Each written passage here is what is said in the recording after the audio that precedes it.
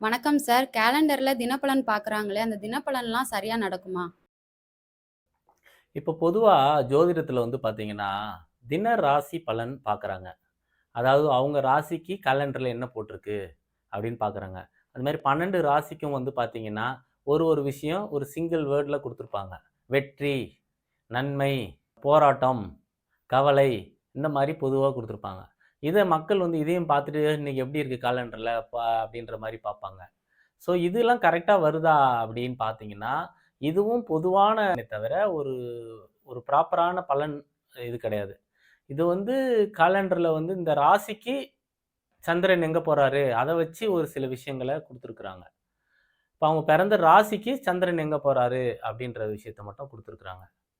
இது எந்த அளவுக்கு கரெக்ட்டா லாஜிக்கா வரும்னு பார்த்தீங்கன்னா, இது ஒரு லாஜிக்கும் கிடையாது. இது பார்க்கறது வேஸ்ட். சில பேருக்கு வந்திருக்குங்க, எனக்கு கரெக்ட்டா அதில போட்டிருக்கிறதுதாங்க நடக்கும்னு ஒரு சில பேர் சொல்லுவாங்க. ஆனா, அது அப்படி நடக்குதா அப்படின்னு கேட்டா, அது அந்த காரணத்தினால நடக்காது. அதுக்கு வேற ஒரு காரணம் இருக்கும். உதாரணத்துக்கு அவங்க ராசியும், லக்னமும் ஒரே மாரி இருக்கிறவங்களுக்கு மேபி நடக்கலாம் ஒரு 40% அந்த மாதிரி. ராசி வேறு, லக்னம் வேறு. அவங்களோட ராசி ஒரு ராசியா இருக்கும். உதாரணத்துக்கு ஒருத்தருக்கு மேஷ ராசியா இருப்பாரு. லக்னம் கும்ப லக்னமா இருப்பாரு. அந்த கும்பத்துக்கு மேபி அது லக்னத்துக்கு கரெக்ட்டா இருக்குமே தவிர, ராசிக்கு கரெக்ட்டா இருக்காது. இப்போ லக்னத்துக்கு கரெக்ட்டா இருக்கும், ராசிக்கு கரெக்ட்டா இருக்காதுன்னு சொல்றீங்களே அப்படின்னு பார்க்கும்போது, இப்ப லக்னம் தான் ஒருத்தரோட அவர்.